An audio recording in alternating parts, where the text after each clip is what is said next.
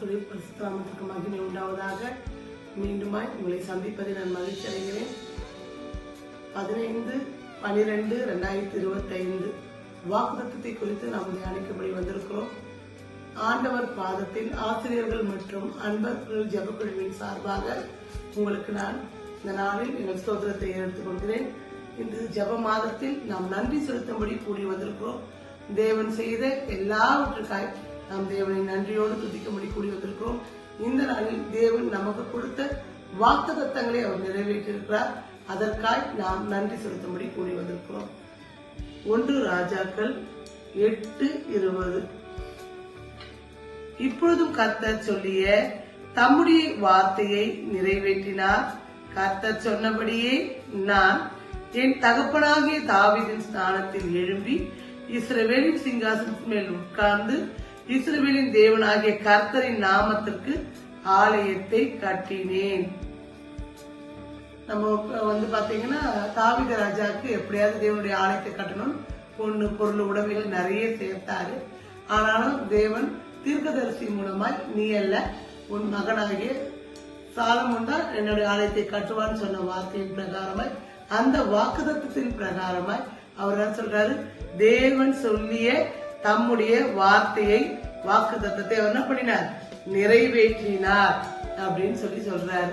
தேவன் நம்ம ஒவ்வொருவருக்கும் நம்ம ஜனவரி 1ஆம் தேதி நமக்கு தேவன் கொடுக்கிற வாக்குத்தத்தம் தான் நமக்கு அது ஜீவனாக இருக்குது. அந்த வாக்குத்தத்தத்தை நம்ம வைத்து ஜெபிக்கிறோம். அதே மாதிரி மாதம் 1ஆம் தேதி அதிகாலையில நமக்கு வாக்குத்தத்தங்கள் கொடுக்கப்படுகிறது.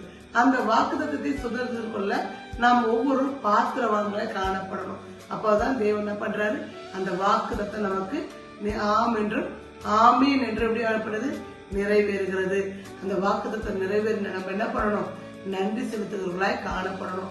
நேற்று நன்றி செலுத்துகிற மாதமா இருக்கிறதுனால தேவனுக்கு நம்ம என்ன பண்ணணும், வருடம் முழுவதும் கனிமணியை போல எங்களை பாதுகாத்து இந்த வருடத்துக்கு இப்ப கடைசி நாட்கள்ல இன்னும் சொற்ப நாட்கள் இருக்குது முடிக்கிறதுக்கு, எவ்வளோ தகப்பனே தீயும் தண்ணீரையும் கடந்து வந்தாலும் எல்லாவற்றுக்கும் எங்களை விலக்கி காத்துது என்ன உங்களுடைய வாக்குத்தத்தம் அல்லவா அப்படின்னு சொல்லி நம்ம என்ன பண்றோம், நன்றி செலுத்தும்படி கூடி வந்திருக்கிறோம்.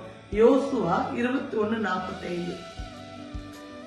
கர்த்தர் இஸ்ரவேல் குடும்பத்தாருக்கு சொல்லியிருந்த நல் வார்த்தைகள் எல்லாம் ஒரு வார்த்தையும் தவறி போகவில்லை, எல்லாம் நிறைவேறிற்று. அப்போ தேவன் இஸ்ரவேலுக்கு என்ன சொன்னாரு, நான் கானானை உங்களுக்கு கொடுப்பேன் என்பதே தேவன் இஸ்ரவேலருக்கு பண்ணின வாக்குத்தத்தம். அந்த வாக்குத்தத்தத்தை தேவன் என்ன பண்ணாராம், ஒரு வார்த்தையும் ஒண்ணு கூட தவறி போலையா, எல்லாவற்றையும் தேவன் என்ன பண்ணிட்டாரு, நிறைவேறிட்டாரு. அப்படிதான் நமக்கு என்ன பண்ணுவாரு, நாட்கள் கொஞ்சம் அதிகமானாலும் ஆனா நிச்சயமா என்ன பண்ணும், அந்த வாக்குத்தத்தம் நிறைவேறும். ஏன்னா வாக்குத்தத்தம் பண்ணினவர் எப்படிப்பட்டவர், அவர் உண்மை உள்ளவர். எபிரேயர் 10:23 சொல்லுது, அல்லாமலும் நம்முடைய நம்பிக்கையை அறிக்கையிடுகிறதில் அசைவில்லாமல் உறுதியாய் இருக்க கடவும். வாக்குத்தத்தம் பண்ணினவர் உண்மை உள்ளவராய் இருக்கிறாரு. நம் தேவன் உண்மை உள்ளவர். நம் தேவன் சொல்லியது செய்ய வல்லவராய் இருக்கிறார். அதனாலதான் நம்ம என்ன பண்றாரு, இஸ்ரவேலருக்கு நான் கானானை கொடுப்பேன்னு சொல்றாங்க. எல்லாரும் முடியாதுன்றாங்க. ஆனா யோசுவாவும் காலேவும் போய் சொல்றாங்க அது நல்ல தேசம். சொன்ன மாசத்துல தேவன் என்ன பண்றாரு, நான் உங்களுக்கு கானானை கையளிப்பேன்னு சொல்லி அந்த வாக்குத்தத்தத்தை எல்லாவற்றையும் தேவன் நிறைவேற்றினார். ஒண்ணுமே என்ன பண்ணல, வீணாய் போகவில்லைன்னு சொல்லிட்டு சொல்றாரு. அது மாத்திரம் இல்ல, 1 யோவான் 2:25 நம்ம வாசிச்சோம்னா நம்ம எல்லாரும் இதுக்காக தான் ஓடிக்கொண்டிருக்கோம். தேவன் இந்த வார்த்தையை நமக்கு ஒவ்வொருவருக்கும் நம்ம வாழ்க்கையில அபியாசப்படுத்துவாராக. என்ன வார்த்தை, நித்திய ஜீவனை அளிப்பேன் என்பதே அவர் நமக்கு செய்த வாக்குத்தத்தம். கிறிஸ்துவ பிள்ளைகளாகிய நமக்கு பெரிய ஸ்லாக்கியம் என்னன்னா, தேவன் சொல்லிய இந்த வாக்குத்தத்தம் தான். நித்திய ஜீவனை தேவன் நமக்கு அளிப்பதே அவர் செய்த நமக்கு என்னது, வாக்குத்தத்தமாய் காணப்படுகிறது. இந்த வாக்குத்தத்தத்தை சுதந்திரம் நம்ம இருக்கணுமா, பொறுமையா இருக்கணும், உண்மையா இருக்கணும், அவர் வார்த்தையை கேட்டு அதன்படி நடக்கணும், எல்லாவற்றையும் காட்டணும். நம்ம நன்றி உள்ளவர்களா இருக்கணும். அனுதினமும் ஸ்தோத்திரத்தை செலுத்தி கொண்டே இருக்கணும். ஸ்தோத்திர பலியிடுகிறவன் என்னை மகிமைப்படுத்துகிறான்னு சொன்ன வார்த்தையின் பிரகாரமாய் நாம் தேவனை மகிமைப்படுத்த தேவன் என்ன பண்ணுவாரு, அவர் வாக்குத்தத்தங்கள்லாம் நமக்கு நிறைவேற்றுவார். அப்படி நம்ம 119 சங்கீதம் 50 வாசிச்சோம்னா அந்த வாக்குத்தத்தை நமக்கு எப்படி பாருங்களா, அதுவே என் சிறுமையில் எனக்கு ஆறுதல். உம்முடைய வாக்கு என்னை உயிர்ப்பித்தது. நம்ம சிறுமை எளிமையான நேரங்கள்ல ஒரு வார்த்தை நம்ம காதுல வந்து விழும். அந்த வார்த்தை தான் நம்மள என்ன பண்ணுது? உயிர்ப்பிக்குது. அந்த வார்த்தை நமக்கு என்ன பண்ணுது? ஆறுதலா இருக்குது. தேவன் சொல்ற உன்னோடு இருக்கிறேன்னு சொல்ற அந்த வார்த்தை நமக்கு ஆறுதலா இருக்குது. அந்த வார்த்தை நம்மள என்ன பண்ணுது? ஒவ்வொரு நாளும் உயிர்ப்பிக்குது. உன் கிருபை உனக்கு போதும், பலவீனத்தில் என் பலன் உனக்கு பூரணமா விளங்குன்னு சொன்னா அந்த பலன்ற அந்த வார்த்தை, அந்த வாக்குத்தத்தம் நமக்கு எப்படி இருக்குது? நம்ம மறுத்து போக சூழ்நிலை இருந்தாலும் நம்மளை உயிர்ப்பிக்கிறதாய் காணப்படுகிறது. அதனாலதான் நம்ம என்ன பண்ணணும்? நன்றி உள்ளவர்களா இருக்கணும். தேவன் கொடுத்த வாக்குத்தத்தங்கள் எப்படி இருக்குது? ஆம் என்றும் ஆமேன் என்று இருக்குது. அவர் பொய் சொல்கிற தேவன் அல்ல, அவர் உண்மை உள்ள தேவன். சொல்லியும் செய்யாதிருப்பாரோ? என்னாகும் நம்ம வாசிக்கிறோம். என்னாகும் 23:19 பாத்தீங்கன்னா, பொய் சொல்ல தேவன் ஒரு மனிதன் அல்ல, மனம் மாற அவர் ஒரு மனுபுத்திரனும் அல்ல. அவர் சொல்லியும் செய்யாதிருப்பாரோ?